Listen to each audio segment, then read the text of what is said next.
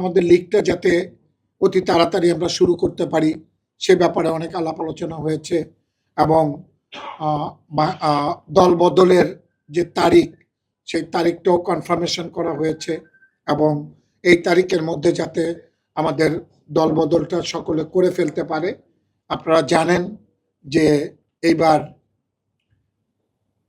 10টি দলের জায়গায় আরো 3টি দল আপনারা জানেন যে ওয়ান্ডার্স এবং ফকিরাপুল এবং আরামবাগ এই 3টা দলকেও এই দলের সাথে অন্তর্ভুক্ত করা হয়েছে। ফিফা এএফসির সঙ্গে সংযুক্ত সবকিছু এবং এই ডেটটাই আমাদের লাস্ট ডেট থাকবে এবং কেউ কোনো কমিটমেন্ট করে নাই।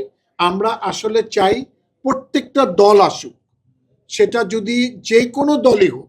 আজকে মনে করেন মোহামেডান ক্লাব দলবদল করেছে, আজকে আবাহনীও দলবদল করবে, বসুন্ধরা দলবদল করুক, ব্রাদার্স ইউনিয়ন দলবদল করুক, ওয়ান্ডার্স ক্লাব দলবদল করুক, আমাদের আরামবাগ দলবদল করুক, যে দলগুলি আছে প্রত্যেকটা দল নিয়ে আমাদের লিগটা যাতে অনেক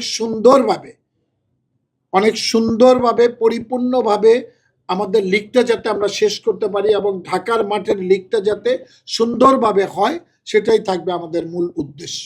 একটা কমিটি আছে, আজকে আমরা বোর্ড, সর্বোচ্চ বোর্ড, এটা কিন্তু বিএফএফ এর এক্সিকিউটিভ কমিটি।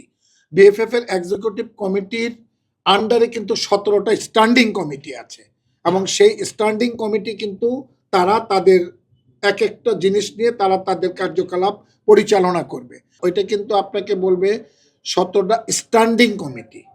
আপনার বিলিগ যে কমিটি এটা কিন্তু স্ট্যান্ডিং কমিটি এবং সেই স্ট্যান্ডিং কমিটির চেয়ারম্যান, ডেপুটি চেয়ারম্যান, কর্মকর্তাদের সাথে আলাপ আলোচনা করে ফুটবল ফেডারেশনের ঊর্ধ্বতন কর্মকর্তারা যে ডিসিশনগুলি হয় আলাপ আলোচনা সাপেক্ষেই আপনাদেরকে এটা থ্রো করা হয়। আমরা আসলে এই এজিএম নিয়ে আজকে তেমন কোনো আলাপ আলোচনা হয় নাই, যেহেতু আমাদের সময় অনেক শেষ হয়ে গিয়েছে।